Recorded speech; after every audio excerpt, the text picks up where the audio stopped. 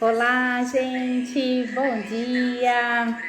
Oi, Vera, tudo bem? Oh, bom dia. Bom dia, bom dia. Bom dia, Geni. Bom dia, Rô, Rosângela, vocês que estão chegando. Muito bom ter vocês aqui. Nós vamos hoje bater um papo, vamos falar de algo que com certeza poderá ajudar muita gente, né? Porque muitas pessoas... Bom dia, Vera. Só um minutinho. Então, gente, é um assunto... Bom dia, Delma. Vamos chegando nesse domingo. Tá tudo bem com vocês? Estão me ouvindo? Só coloca lá se estão me ouvindo, como é que está o som. Eu já vou deixar mais um pouquinho o somzinho aqui e nós já vamos começar. Tudo bom? Bom dia! Se tiver alguém que vocês sabem que pode interessar esse tema, né, nós vamos falar um pouquinho sobre aquelas sensações que as pessoas apresentam, seja antes de uma refeição ou após, aquela sensação de gases, empachamento, muitas vezes fica voltando aquele ácido. Será que isso é hipocloridria ou eu sofro de hipercloridria? Tá perfeito? Tá bom? Tudo bom? Cris, quem está chegando? Então, gente... Tudo bom, Beth? Vamos lá, quem está chegando? Deixa eu abaixar aqui. Espera aí, só um minutinho. Vamos lá, assim agora fica melhor para a gente bater o nosso papo, né? Então, gente, eu preparei aqui um conteúdo onde nós vamos falar um pouquinho sobre a hipocloridria e a hipercloridria. Né? Muitas vezes as pessoas acham que tem excesso de ácido clorídrico, mas nós vamos ver que não é bem assim. Nós vamos também entender que tem uma maneira simples de você identificar se você produz muito ácido clorídrico, seja pelos sintomas, e um teste que você vai poder fazer para identificar. E nós precisamos entender também que essa questão de produzir ou não ácido interfere em todos os processos da nossa saúde, né? Então não é somente, eu produzo pouco ácido clorídrico, então a minha digestão é lenta. Não, se a sua digestão é lenta, muito provavelmente alguma outra questão que você já apresenta tem a relação com essa baixa produção ou excesso. Oi, Rê. Então, é muito importante, porque deveria ser a base de qualquer tratamento ter esse olhar, né? Então, nós vamos entender que o digestório, olhar para o sistema digestório é o primeiro passo, mas nós também precisamos passar pelo sistema nervoso, o sistema glandular, o sistema imunológico, porque todos eles acabam envolvidos nesse processo. Então, tudo começa na digestão. Se nós não temos um bom sistema digestório, isso vai afetar até mesmo o sistema nervoso. Então, olha a importância de nós termos realmente um olhar primeiramente para essa questão. Então, por isso nós vamos falar um pouquinho do fígado, um pouquinho do pâncreas, do intestino também, com certeza, né? Como que nós identificamos, por exemplo, será que quem está aqui, vocês acham que vocês têm falta de ácido clorídrico ou excesso de ácido clorídrico? Coloca aí para mim se você já tem esse diagnóstico, se alguém já falou, você faz uso de algum, por exemplo, a família dos prazóis, omeprazol, pantoprazol, alguém aí já fez uso dessa classe de medicamentos? Nós sabemos que fazer uso de um omeprazol ou qualquer um dessa família, nós não estamos tratando de fato, nós estamos apenas minimizando os sintomas, ou seja, você bloqueia a produção do ácido, então você não tem aquela sensação, aquela queimação, porém, nós não estamos tratando. E ao contrário, nós estamos deixando o nosso corpo sem a produção do ácido, é um tampão, ele vai lá e bloqueia a produção do ácido. E se você bloqueia a produção do ácido, naturalmente você não vai ter o sintoma, porém, a questão está lá, né? E, olha lá, a Vera falou que já fez, né? Já fez o uso, agora não mais, né? Então, Vera, provavelmente você buscou outras formas, né? Não sei se você já está fazendo uso de algo natural ou se você realmente já conseguiu resolver, tratar de fato. Porque bloquear a produção do ácido, como eu disse, vai gerar um outro problema até mais sério, porque esse alimento vai chegar no intestino, ele não vai estar ali parcialmente digerido porque faltou o ácido, então o intestino não vai conseguir fazer a seleção dos nutrientes e a absorção adequada. E ali ele começa a absorver macromoléculas, proteínas mal digeridas, e isso leva a quadros de alergia, a enxaqueca. Bom, nós vamos ver aqui que está ligado com praticamente todas as questões de desequilíbrio que o nosso corpo possa manifestar. Então, quem são as pessoas mais suscetíveis à baixa produção de ácido clorídrico? Nós vamos começar falando pela hipocloridria, porque vocês vão perceber que é o mais comum, tá? É mais comum as pessoas terem baixa na produção de ácido clorídrico do que excesso, mas eu vou falar também sobre as pessoas que produzem excesso, tá? Porque pode ser que seja o seu caso, né? Então, quem são as pessoas mais suscetíveis a ter falta de ácido clorídrico?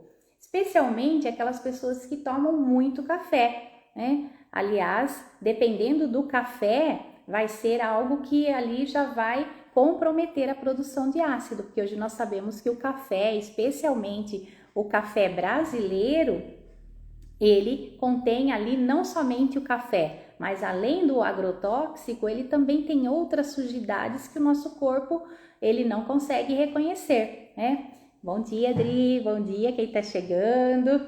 Então, as pessoas mais suscetíveis, aquelas pessoas que ficam o dia todo ali tomando café, ou dependendo da região onde você mora, se você toma muito chimarrão, também você pode ser uma pessoa suscetível. Aquelas pessoas que não comem o alimento verde, né, que não ingerem a clorofila, também nós vamos falar um pouquinho mais. E pessoas que não tomam água, a importância, né, de nós, olha, ter sempre uma água. Aqui eu tenho água com limão, né?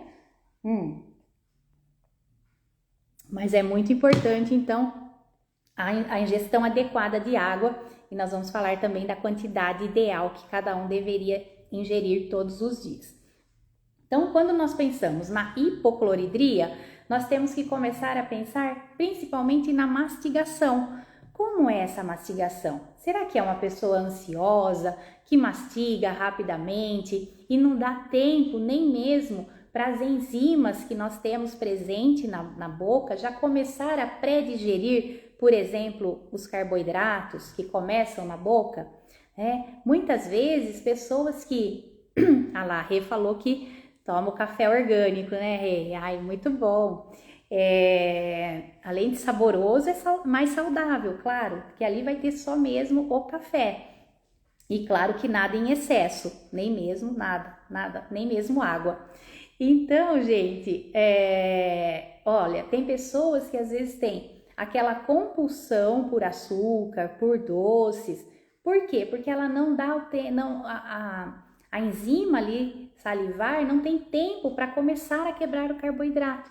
Então a pessoa tem aquela compulsão por doces porque o alimento que ela está comendo, se ela mastigasse mais lentamente, já ia começar a quebra ali do carboidrato e já ia enviar uma mensagem para o cérebro que está chegando o sabor doce, né? E como a pessoa mastiga rapidamente, seja por uma ansiedade ou por realmente nunca ter parado para pensar sobre isso, já é um fator que já vai predispor também, não somente a baixa na produção de ácido clorídrico, como até mesmo, às vezes, uma compulsão por doces. Olha como pode ser simples a gente começar a resolver essa questão, né? Então, aqui, deixa eu ver aqui que o Henrique, é a Lu? É a Lu? Henrique Pompeu. Ah lá, clorela mais água com folhas de hortelã. Excelente, a clorela certamente faz parte aqui da indicação, que ela é maravilhosa. Para quem ainda não conhece, eu vou falar um pouquinho sobre a clorela, né? Então, bom, falamos sobre a mastigação. Agora, uma outra coisa importante, a combinação alimentar, né? Porque muitas vezes a pessoa já tem uma baixa na produção de ácido clorídrico e ela mistura muitos grupos alimentares. Isso também não vai ser bom, tá? Então, por exemplo, a pessoa que mistura, sólido com líquido, a gente já sabe que realmente não é uma combinação adequada. Mas, por exemplo, nem todas as pessoas podem comer frutas com comida, né? Às vezes até comento aqui, meu filho adora comer fruta com comida. Mas para algumas pessoas pode ser que isso não seja indicado, tá? Então, pensar nos grupos alimentares. Às vezes, se você sente que você tem essa questão, já percebe que produz pouco ácido, às vezes o ideal é você comer, por exemplo, o feijão e as folhas, né? E evitar muitas misturas, ou comer a proteína e as folhas e os legumes, não misturar muitos grupos alimentares, né? E uma coisa importante que a gente fala, até quem faz parte do grupo da limpeza do fígado e da vesícula, sabe que na semana da limpeza hepática, aliás, se você quiser saber como funciona esse protocolo, né, entra aqui no link que eu tenho na bio, e lá tem você pode entrar no grupo e receber o protocolo, saber como funciona. E na semana da limpeza hepática não é indicado comer alface. E muitas pessoas questionam, mas por quê? Por que não pode comer alface? Porque o alface, ele já deixa o nosso metabolismo mais lento. Tanto que tem pessoas que fazem chá de alface para dormir, né? Então ele deixa o metabolismo mais lento. Então, se você já tem hipocloridria e já, às vezes a tireoide também é lenta, o intestino é lento, então evitar o alface, de preferência por outras folhas verdes, né? Nós temos aí uma infinidade de opções e a depender da época da safra, mas nós podemos variar muito a questão das folhas verdes. E as pessoas às vezes têm aquele hábito, na minha casa é só alface, ou é só aquele tipo de alface. Eu percebo isso na loja, às vezes a pessoa só come determinado alface, na minha casa é só alface lisa, é só a crespa, só a americana. E esquece que tem ali o almeirão, né?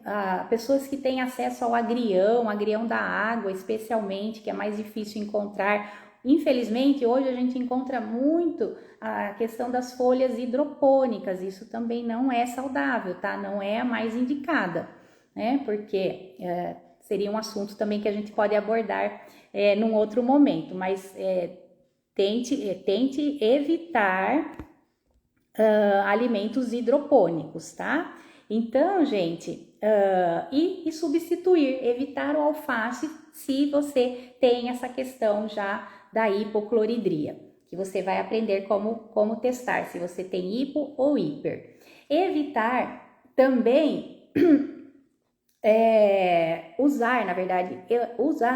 eu não sei se vocês já ouviram falar na ameixa umeboshi, tá? A ameixa umeboshi você pode encontrar em casas de produtos naturais. Ela também ajuda a melhorar essa produção do ácido clorídrico de forma natural, né?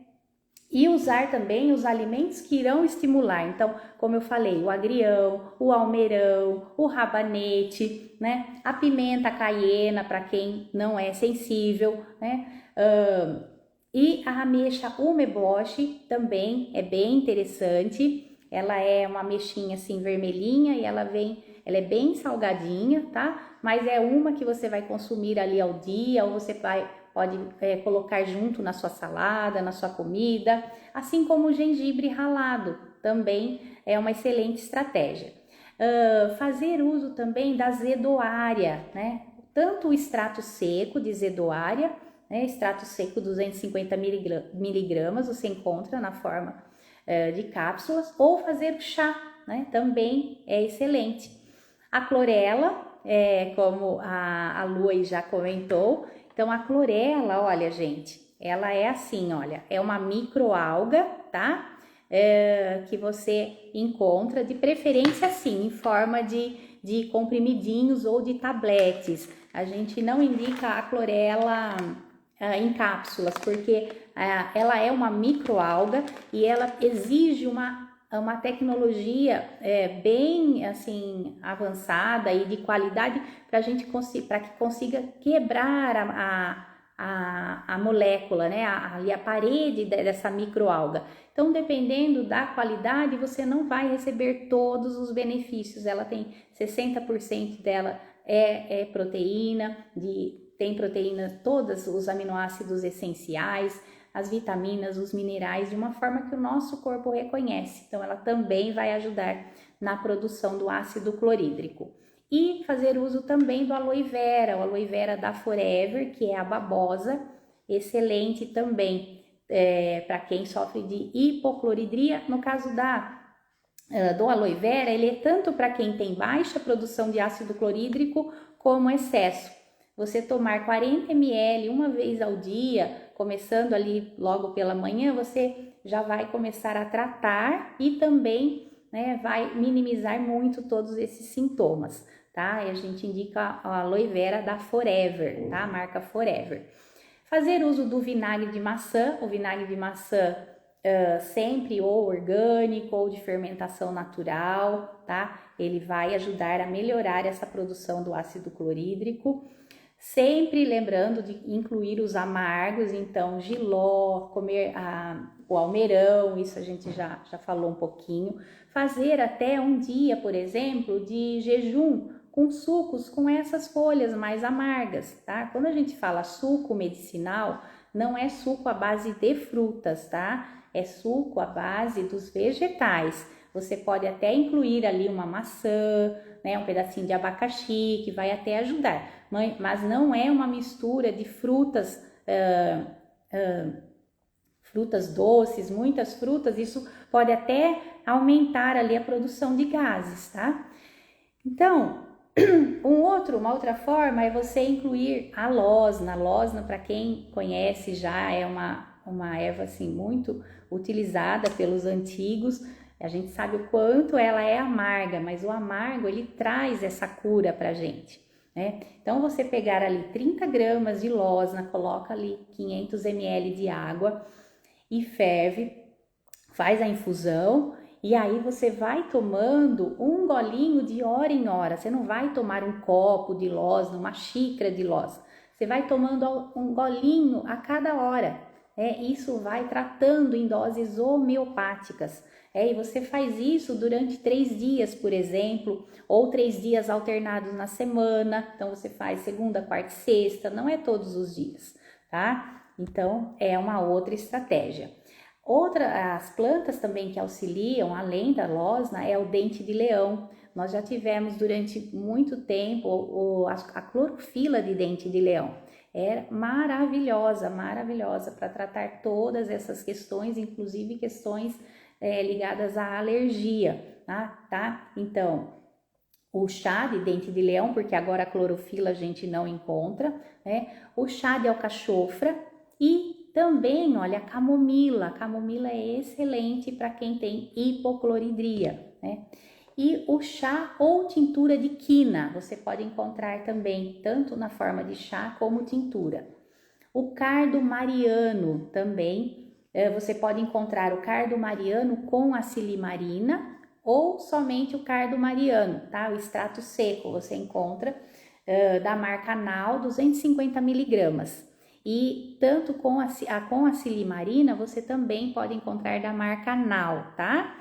E agora eu vou falar um pouquinho das pessoas que porventura tenham hipercloridria. Então, na hipercloridria, a gente já tem que pensar em pessoas que podem ter um grau exacerbado de ansiedade. Pessoas que sofram com ansiedade podem produzir mais ácido clorídrico.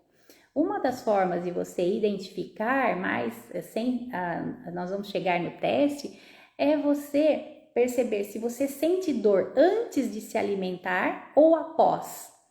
Então, se a dor epigástrica, né, aquela dor tipo uma cólica que você sente, até mesmo de estômago vazio, pode ser que você tenha hipercloridria.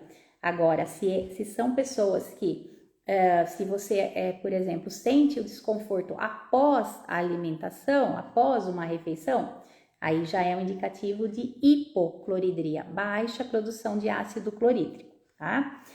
E no caso da hipercloridria também, evitar, claro, sempre o sólido com o líquido, isso não cabe em nenhum caso, né? A questão do café aqui ainda é mais assim, crítica, então tem que evitar mesmo, excluir o café, tá? O açúcar, tanto na hiper como na hipocloridria. Água com gás também, muitas pessoas, né, têm o hábito aí de tomar água com gás. É muito difícil a gente encontrar, ou é mais difícil encontrar água com gás natural, tá? Se for o gás natural, não faria assim tanto, não traria tantos prejuízos, mas o problema é que esse gás da água que as pessoas fazem uso é o gás artificial, então isso realmente não vai ser benéfico, tá?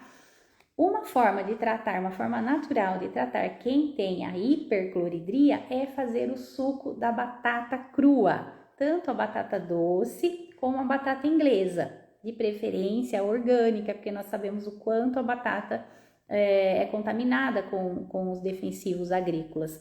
Tanto que na semana da limpeza hepática nós evitamos a batata, tá? Por conta dos agrotóxicos e por ser somente ali uma fonte de carboidratos que não vai agregar muita coisa em termos de nutrição, tá? Agora a batata doce não, a batata doce ela já é mais nutritiva. Então, para quem tem excesso de ácido clorídrico, ralar a batata ou tomar esse suco, né? Passa na centrífuga e também toma aos pouquinhos, também pode ajudar, tá?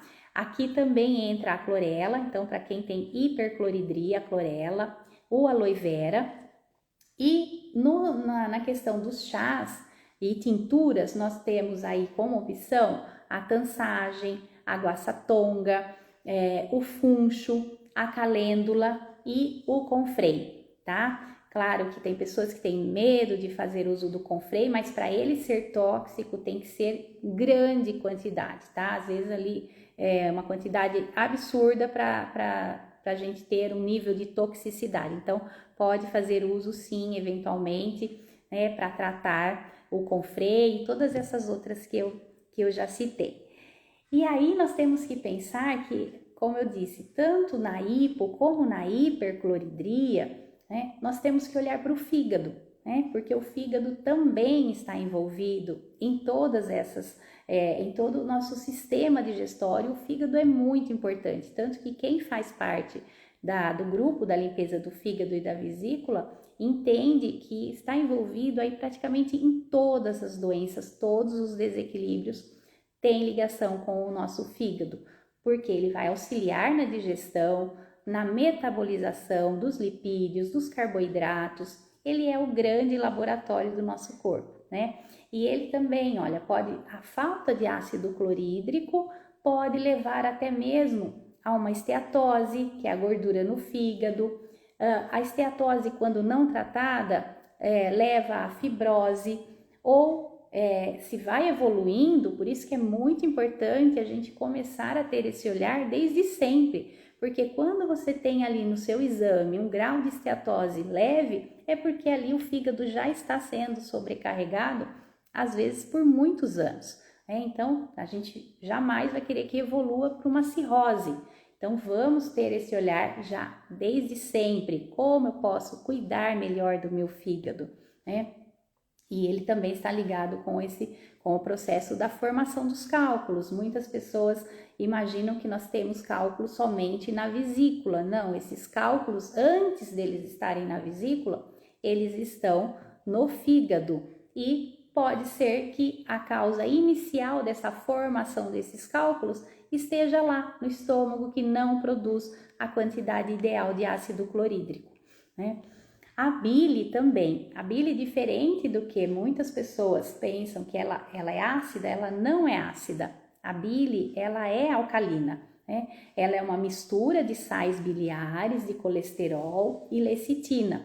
E ela também, ela vai afetar diretamente o nosso processo digestivo, porque se a gente não tem uma produção adequada de bile, nós não vamos ter a digestão correta, especialmente das gorduras, né? E as pessoas que já fizeram a remoção da vesícula, é muito comum elas continuarem tendo dificuldade digestiva. Nós precisamos muitas vezes repor ali sais biliares, porque a digestão vai ficar comprometida, e se você não produz o ácido na quantidade ideal, esse processo pode ser ainda mais intenso, né? Então é muito comum as pessoas terem essa queixa de que a digestão ficou lenta, me sinto empachada, tem formação de gases especialmente depois que removeu a vesícula, tá?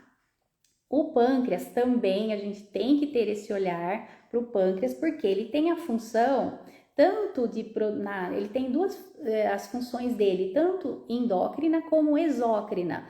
E o que é isso? Por exemplo, a parte endócrina do pâncreas está envolvida na produção da insulina e do glucagon.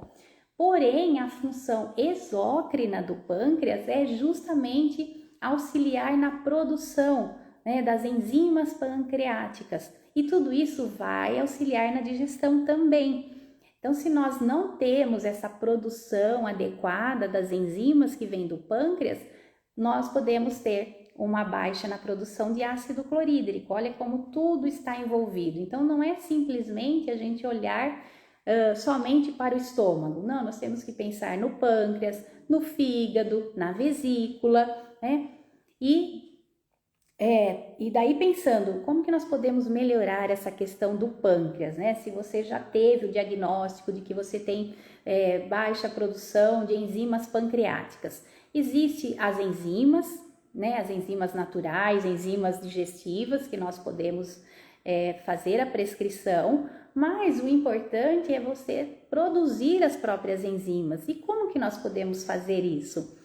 Aumentando a ingestão dos alimentos crus, especialmente, né? Então, ingerir mais alimentos verdes, alimentos crus, os fermentados, né? Tudo isso vai favorecer com que o nosso organismo produza suas próprias enzimas, porque não é ideal que a gente fique sempre dependendo de algo externo. A melhor forma é a gente devolver para o nosso corpo condições de que ele produza tudo aquilo que a gente precisa. Por isso que a limpeza hepática ela é tão eficaz.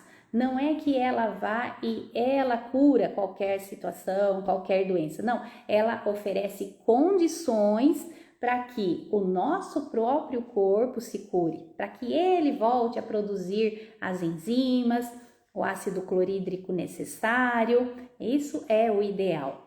E aí nós temos como uma estratégia para quem tem essa falta de enzimas pancreáticas mandar manipular, por exemplo, né? O ideal é nós ingerirmos, mas também muitas vezes, dependendo se a pessoa não tem uma alimentação orgânica, por exemplo, ela já está ingerindo menos nutrientes e aí nós precisamos sim suplementar. Então, nós vamos precisar do zinco, do cromo, do vanádio, do molibdênio. Tudo isso nós podemos fazer mandar manipular e colocar em cápsula.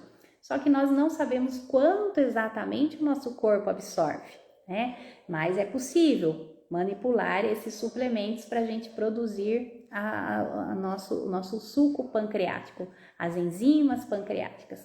Uma outra forma natural de você também oferecer esses nutrientes é através do levedo de cerveja. né, que é algo que durante muito tempo, né, a gente recomendava o levedo de cerveja. E depois, Fred tá fazendo graça aqui. Aí, gente, durante muito tempo a gente fazia indicação do levedo de cerveja, como uma forma de suplementação até mesmo das vitaminas do complexo B. Mas depois vão surgindo novos suplementos e aí é algo que você acaba não recomendando, mas é uma excelente fonte, tá? Tanto desses nutrientes como todas do complexo B, né? Nós precisamos também de fonte de cromo. O cromo é muito importante para o pâncreas, que vai auxiliar também na modulação da glicemia. Então, a folha do melão São Caetano, né? Não sei se vocês já conhecem, já ouviram falar. Folhas da manga também tem uma excelente fonte de cromo. E a batata Yacon, que já, não sei se todos aqui já ouviram falar, já conhecem. A batata Yacon, ela parece, ela tem assim, ela lembra uma pera, assim, uma pera mais aguadinha, mas ela é muito importante para quem quer fazer esse controle melhor, tanto das funções pancreáticas, para produzir ali mais as enzimas, e também para modular a glicemia, tá? Pode ser uma excelente estratégia você incluir ali no seu dia a dia, como se fosse uma fruta mesmo, a batata Yacon, tá? E pensando agora no intestino, nós temos também que olhar para o intestino, né? Que é o primeiro órgão nosso, a grande forma de excreção é através do intestino. E muitas pessoas já têm ali um diagnóstico de uma constipação intestinal crônica, por exemplo, né? Que a gente poderia dizer que é a mãe de todas as doenças, né? Então, nós precisamos olhar para esse intestino, né? Ter esse olhar, e melhorar a saúde intestinal é melhorar a saúde do corpo como um todo, né? E aí tem aquelas pessoas que têm o diagnóstico, por exemplo, de uma doença inflamatória intestinal, né? Que a gente sabe que tanto está envolvido com uma somatização, às vezes questões ligadas ao emocional, e aí nós precisamos ter esse olhar para o emocional, né? E também para as questões alimentares, para os abusos, né, na alimentação. E aí pode surgir uma doença de Crohn, a doença celíaca, a retocolite ulcerativa, e tudo isso pode ser consequência da falta de ácido clorídrico lá no estômago. Será que as pessoas que tiveram esse diagnóstico de uma doença inflamatória, né, de uma questão ali envolvendo o intestino, será que alguém parou para analisar como está a produção de ácido clorídrico, né? Então, como que nós podemos olhar para esse intestino e ter um cuidado maior? Bom, primeiro a gente precisa pensar em oferecer para ele as fibras, especialmente as fibras solúveis, né? Nós temos as fibras insolúveis e as solúveis. Nesse caso, a gente favorecer com as fibras solúveis pode ser uma excelente estratégia. E aí nós temos, por isso que dentro da limpeza do fígado e da vesícula, nós temos o kit, né, que já vem ali um suplemento à base de fibras, especialmente as fibras solúveis. Por quê? Porque é um momento que a gente tem que ter esse olhar, o intestino tem que estar funcionando regularmente, até para que você consiga fazer uma boa limpeza do fígado. Então aqui mais uma vez, né, incluir os alimentos verdes, os verdes escuros, porque também é uma excelente fonte de magnésio, né? Embora a gente saiba que o solo brasileiro ele é pobre em magnésio, mas nós temos sim o magnésio no verde, tá? Especialmente se você inclui os alimentos orgânicos, tá? A fonte de magnésio com certeza é maior, nós temos mais nutrientes num solo que está puro, né? E a água, sempre pensando na água, e qual que é a dosagem ideal, a quantidade ideal que nós deveríamos ingerir de água? Você faz o seguinte cálculo, 35 ou 40 ml por quilo de peso, tá? Então aí você vai saber a dosagem que você precisa ingerir, quanto de água você precisa ingerir por dia.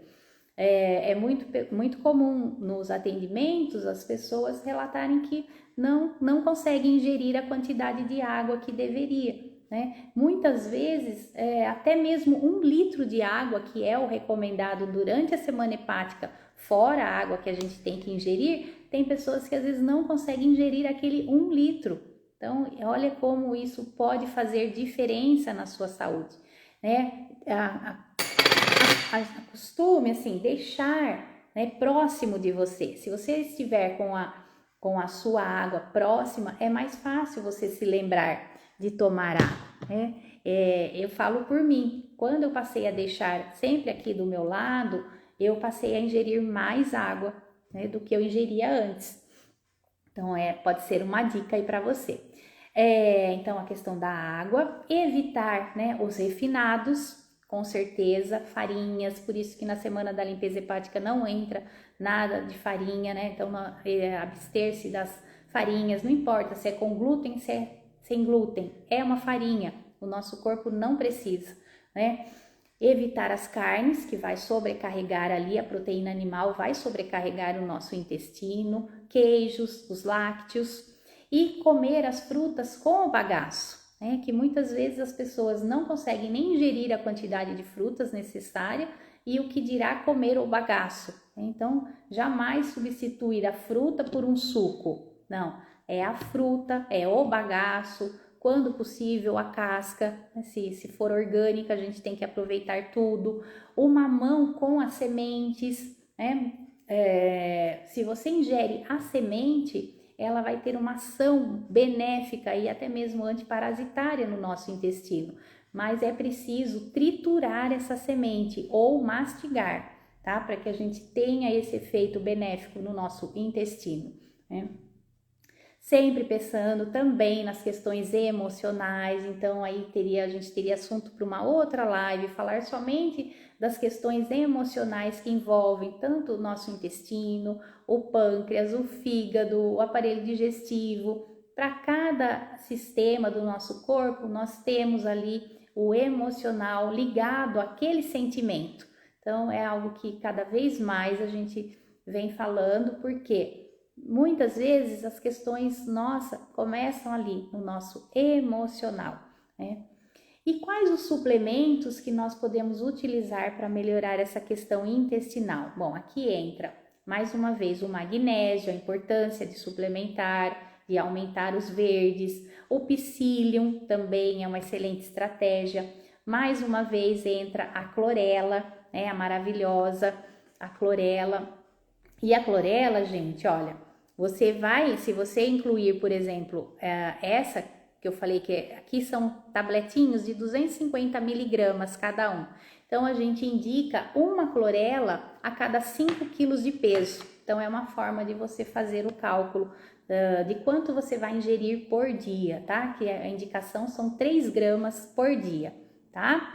E aí, a clorela, o aloe vera também é muito importante, como eu costumo falar que o aloe vera, ele age assim, da boca, aliás, do cabelo ao dedão do pé, porque ele vai oxigenar os microcapilares. Então, é excelente você fazer uso da aloe vera de 1 a 3 vezes ao dia, 40 ml. Então, seja para tratar questões ligadas ao intestino, ao fígado, ao pâncreas, ao estômago, como eu falei, do cabelo ao dedão do pé. Sempre a aloe vera vai ter uma ação anti-inflamatória, uma ação de regeneração, ela é considerada a imperatriz de todas as plantas.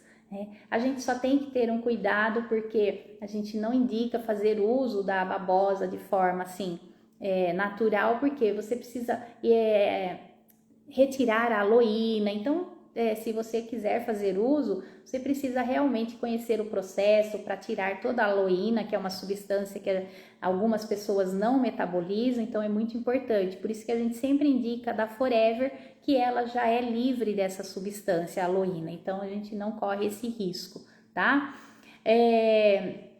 O DHA, olha, o DHA né, que é a gordura presente no ômega 3, o ômega 3, quando a gente escolhe um bom ômega 3, sempre ele vai ter a concentração de EPA e DHA, né? Então, você ter uma maior concentração de DHA no seu ômega vai ter uma ação bem importante para o seu intestino, tá?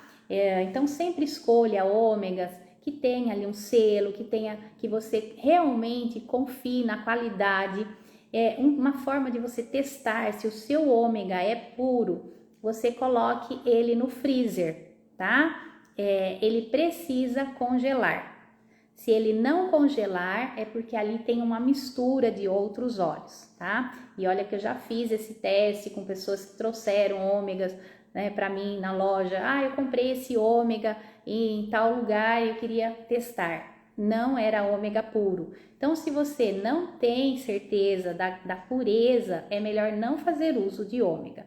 Por isso que ômega você tem que investir, vai ter um custo. Comprar ômega barato é melhor não comprar, tá? Ivone, olha lá, faço uso dos produtos da Forever. Então, a Forever é excelente, gente. Eu gosto demais, não só eu uso o desodorante da Forever, o gel dental da Forever, que é livre de flúor, o desodorante livre de alumínio. Nós temos na loja já há mais de 10 anos, a gente trabalha com a Forever, viu? Realmente é excelente. Então, gente, o ômega 3 é muito importante e a geleia real também trata, olha, eu costumo falar que ela também trata tudo, levanta até defunto, a gente fala, nossa, geleia real, por quê? Mas é muito importante, gente, que seja uma geleia real de qualidade. Às vezes eu falo aqui sobre a geleia real, nós trabalhamos com essa já, eles são produtores há mais de 30 anos, mais 40 anos, são pioneiros de geleia real no Brasil, mas aí as pessoas às vezes compram uma geleia real que não, ou que ela só tá ali refrigerada, não estava congelada, e aí não tem o mesmo benefício. Então é até delicado às vezes eu falar sobre geleia real, porque precisa ser uma geleia real de qualidade, tá? Porque aí sim você vai ter todos os benefícios, melhorando a sua imunidade, melhorando a função intestinal e até mesmo ajudando na produção de ácido clorídrico. Olha que maravilha, né? E nós temos também, dentro dessa linha dos frequenciais quânticos, nós temos a marca Physioquantic, tem a marca DNS, que é a que eu trabalho também, e tem outras marcas, tá? Mas quando se você já conhece os frequenciais quânticos, por exemplo, dentro da linha da Physioquantic, que vai poder auxiliar ali no intestino, nós temos o Traumavit, o Neurovit. O Neurovit, ele tem o lítio, né? O lítio frequencial. Tem o Mentalis da Physioquantic. Dentro da marca, da linha da DNS, nós temos o Traumazen, né? Que ele tem a frequência do rubídio. Então, ele vai auxiliar a melhorar as questões ligadas ao emocional. Então, pessoas que passaram por traumas, situações delicadas, o Traumazen é maravilhoso, porque ele tem a frequência do rubídio, né? E na DNS nós também temos o suplemento para o cérebro. Por quê? Vocês viram a importância da ligação que nós temos com o intestino e o cérebro? Então, quando nós pensamos em tratar o intestino, nós naturalmente temos que pensar em modular as questões ligadas ao emocional e ao nutricional também do cérebro. Então aí eu gosto demais dos frequenciais quânticos, já utilizo há mais de 10 anos. E por que eu gosto tanto dessa linha dos frequenciais? Porque é algo que o nosso corpo reconhece. Você não corre risco de fazer uso de superdosagem ou de ter um efeito colateral, não. Seu corpo vai absorver aquilo que ele está precisando naquele momento, né? E nós temos que pensar também no nosso sistema imunológico, né? E quando nós falamos no sistema imunológico, nós estamos pensando aí em todos os órgãos do sistema também, do tecido linfático. Então, nós temos que olhar para o baço, para o timo, o apêndice, as amígdalas, né? Então, todo esse conjunto que vai formar ali o nosso sistema imunológico, né? E também, mais uma vez, ele é resultado muitas vezes de um estilo de vida inadequado, dos desequilíbrios emocionais, né? E pensa, olha, se você tem uma estagnação da linfa, por exemplo, você pode desenvolver rinite, sinusite, otite, todos os ites, né? Amidalite, dermatite, celulite, simplesmente por ter ali um sistema linfático sobrecarregado com toxinas. Então, mais uma vez, nós precisamos olhar para o todo, né? E para melhorar essa questão do sistema imunológico também, nós precisamos evitar os refinados, evitar os lácteos, os açúcar todos, né? Evitar alimentos muito cozidos, então dar preferência também para os alimentos mais frescos, as frutas frescas, os vegetais, né? Os cogumelos também são bem importantes para quem quer melhorar o sistema imunológico e, mais uma vez, ter esse olhar para o emocional, né? Como eu falei, eu gosto demais da nova medicina germânica, porque ela tem esse olhar, né? Ela vai lá em busca do trauma ligado ao emocional, mas dentro de um contexto biológico. A gente entende que a doença nada mais é do que um programa biológico de sobrevivência. Então, o nosso corpo, ele nunca quer nos destruir, ele não quer, mesmo quando aparece uma doença autoimune, que na medicina convencional a gente fala, é o corpo se atacando o próprio corpo. Não, sempre vai ter um sentido biológico. O porquê que o corpo precisou dessa estratégia para poupar a sua vida. Então, mais do que tudo, a gente, além de tentar entender, é agradecer o processo que você está passando, né? Então, quais os suplementos que nós podemos utilizar aí para melhorar a função intestinal? Mais uma vez, entra a maravilhosa clorela, o aloe vera, o agaricus blazei, que também são os cogumelos importantes que você encontra na forma de extrato seco, em cápsulas, ou fazer uso mesmo dos cogumelos, né, no dia a dia. Aí nós precisamos da vitamina C, da vitamina D, da vitamina E. A geleia real entra aí também como um suplemento completo, maravilhoso. E as plantas que você pode incluir para melhorar todo esse contexto é a equinácea. Ela é muito conhecida por melhorar todo o nosso sistema imunológico, a unha de gato, o ipê roxo, né?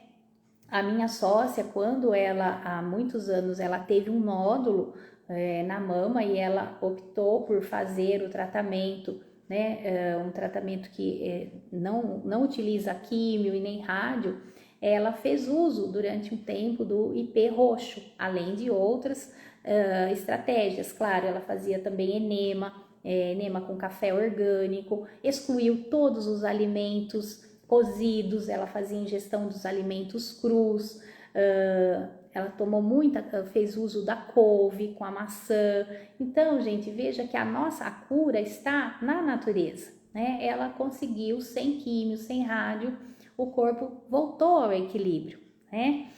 Então, olha, é importante a gente sempre pensar que a genética é um gatilho. A gente tem ali, por exemplo, se você tem uma situação que a gente fala, isso aí está na genética, minha avó, meu avô teve, o meu pai teve, eu vou ter? Não, você tem o gatilho, mas o que vai fazer você acionar esse gatilho são o nosso estilo de vida, a maneira como a gente vive, é aquilo que a gente está colocando para o nosso corpo no nosso dia. Isso é o que vai ser determinante para que a gente acione ou não aquele gatilho da genética, né?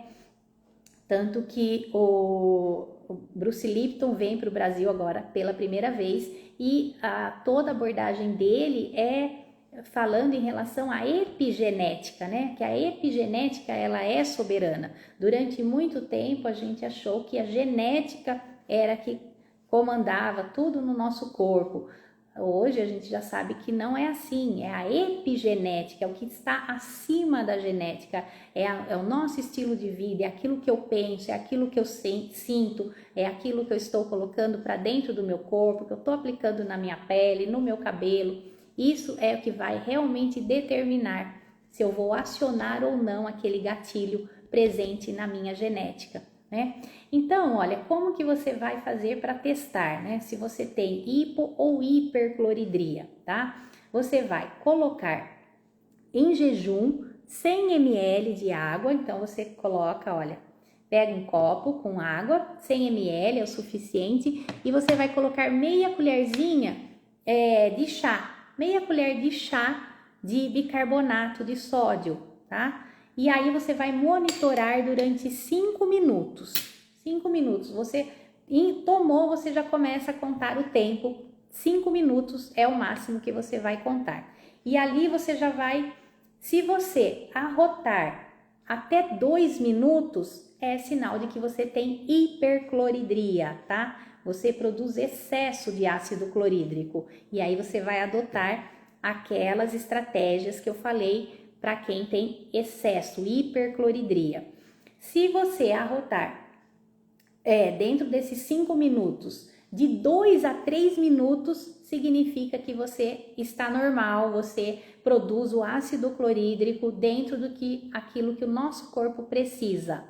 Porém, se passar de 3 minutos, de 3 a 5 minutos ou até mais, isso já é um sinal de que você tem baixa produção de ácido clorídrico, o que é a grande maioria das pessoas, tá? Então, você pode fazer esse teste, você pode até fazer mais do que uma vez, faz aí uns 5 dias para que realmente você confirme se realmente você está produzindo excesso ou pouco ácido clorídrico.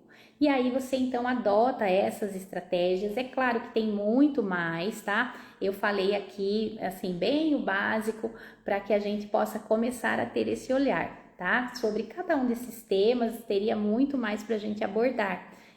Mas hoje eu quis trazer aqui um geral, um básico para a gente já começar a cuidar e saber que tudo tem uma forma natural de tratar. Talvez a gente não saiba a forma ideal, mas que ela existe, né? Então, gente, é isso. Eu não sei se vocês têm alguma dúvida, se vocês querem perguntar algo, mas também se ficar alguma questão, vocês podem depois me perguntar, tá? Pode deixar aí nos comentários.